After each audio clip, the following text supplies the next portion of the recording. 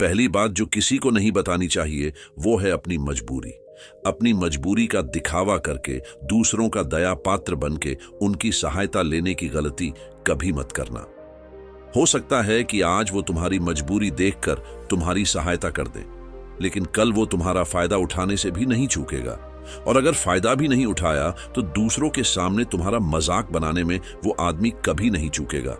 इसीलिए कभी भी अपनी मजबूरी का दिखावा मत करो। अगर घर में 2 रोटी है, सूखी रोटी है, तो वही खाकर सो जाओ, लेकिन दूसरों को इसके बारे में भनक तक नहीं लगनी चाहिए। जरा आप खुद सोचो, मजबूरी बताने का क्या मतलब होता है। एक इंसान का या तो वह दूसरों से सहानुभूति हासिल करना चाहता है या उनसे कोई आर्थिक मदद चाहता है।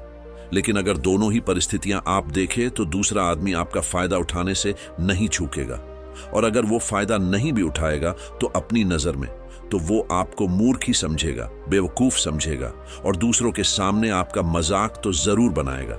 इसीलिए अपनी मजबूरी के बारे में कभी किसी को मत बताना। दूसरी बात जो किसी को भी नहीं बतानी चाहिए वो है अपनी अतीत की गलतियां और भविष्य की रणनीतियां। जरा सोचो कि अगर हम अपने अतीत की गलतियां किसी दूसरे को बताते हैं तो उसका क्या प्रभाव होगा।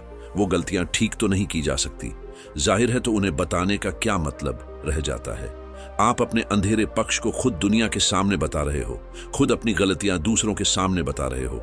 इससे उस आदमी की नजर में आपका एक चरित्र गठित हो जाएगा और वो भविष्य में हमेशा आपको उसी नजरिए से देखेगा।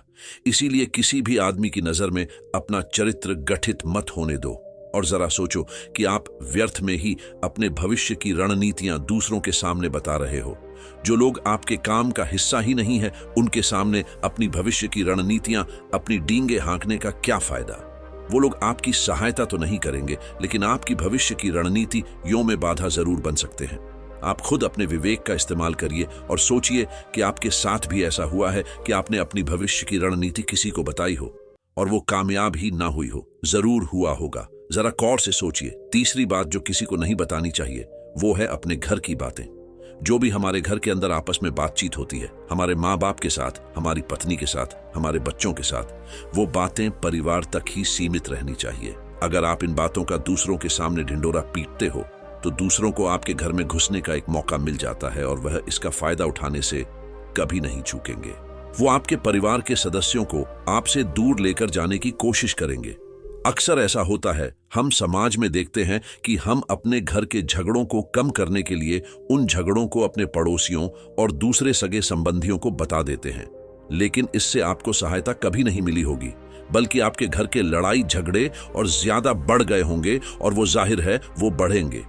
अगर आप अपने माँ बाप की बात दूसरों को बताएंगे तो आपके माँ बाप को बुरा लगेगा ही कि हमारा बेटा हमसे बताए बगैर दूसरों को ये बातें बता रहा है। इसीलिए अपने घर की बातें और अपने घर की लड़ाई झगड़े किसी के सामने मत बताना। चौथी बात जो मैं आपको बताने जा रहा हूं, जो किसी को नहीं बतानी चाहिए, वो सुनने पर बहुत अजीब लग सकती है, लेकिन उसका सत्य भी मैं आपको एक तर्क के माध्यम से दूंगा।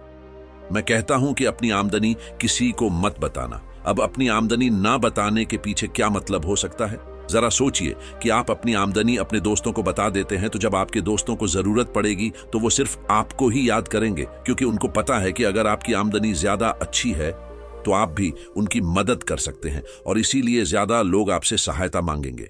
और जब आप उनकी सहायता नहीं करेंगे तो वो सोचेंगे कि इस आदमी के पास पैसे है, मेरी सहायता कर सकता है, लेकिन यह सहायता कर नहीं रहा है, और इसीलिए आपकी आमदनी आप दोनों दोस्तों के बीच एक झगड़े का कारण हो सकती है।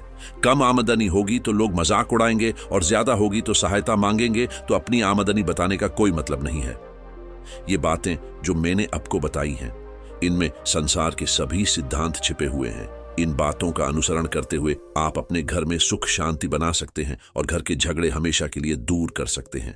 आप इन बातों के बारे में अपने विवेक से सोचेंगे तो आपको यह बातें सच मालूम पड़ेगी, और ऐसी ही प्रेरणादायक कहानियों के लिए हमें फॉलो जरूर करें।